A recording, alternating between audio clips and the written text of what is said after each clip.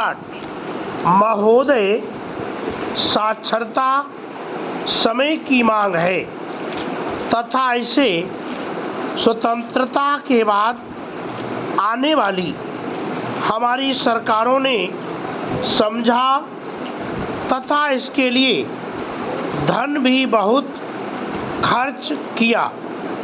यह तो नहीं कहा जा सकता कि परिणाम रूप में हमें शून्य हाथ लगा है, लेकिन यह जरूर कहना पड़ेगा कि जिस अनुपात से इस कार्य के लिए धन खर्च किया गया उसकी तुलना में हमने वह नहीं पाया जो पाना चाहिए था। सबको शिक्षा और सुलभ शिक्षा अथवा नारी शिक्षा या प्रौढ़ शिक्षा या अनौपचारिक शिक्षा इस दिशा में की जाने वाली मुख्य पहलें हैं जिन्हें खूब प्रचारित किया गया है तथा इसके लक्ष्य प्राप्त करने के प्रयत्न भी किए गए। जहाँ निरक्षरता का प्रतिशत बहुत अधिक हो वहाँ साक्षरता के लक्ष्य कितने सफल कहे जा सकते हैं, यह विचारणीय है और ध्यान देने योग्य बात है।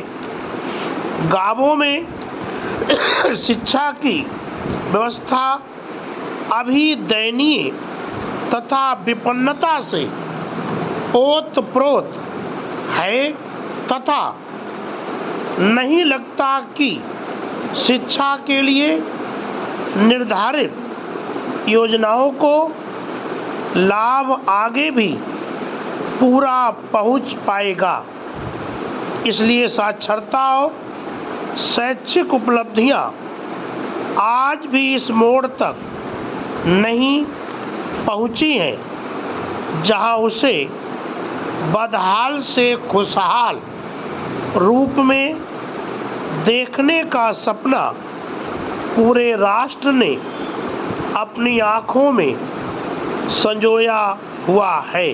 पैरा हमारे साक्षरता कार्यक्रमों के सम्मुख संकट क्या रहा है अथवा उन आसन्न संकटों को समझने के लिए सरकारी और गैर सरकारी स्तर पर क्या प्रयत्न किए जाने चाहिए जो निरक्षर समाज को अंधेरे से उजाले की ओर ले जा सकें।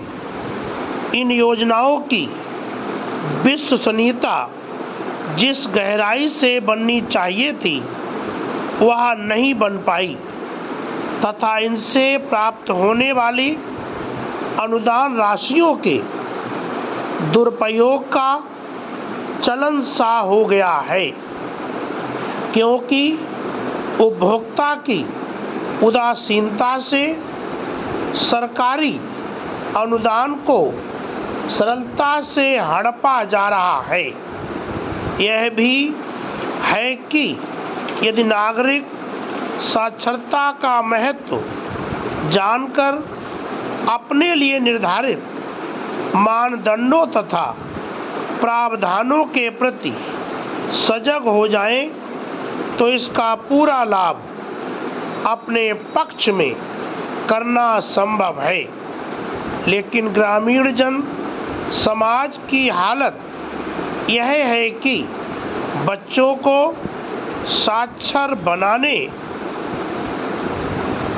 की बजाय उनसे कम उम्र में कमवाना अथवा मजदूरी के लिए विवश कर देना, यह माता पिता की विवशता बन गई है।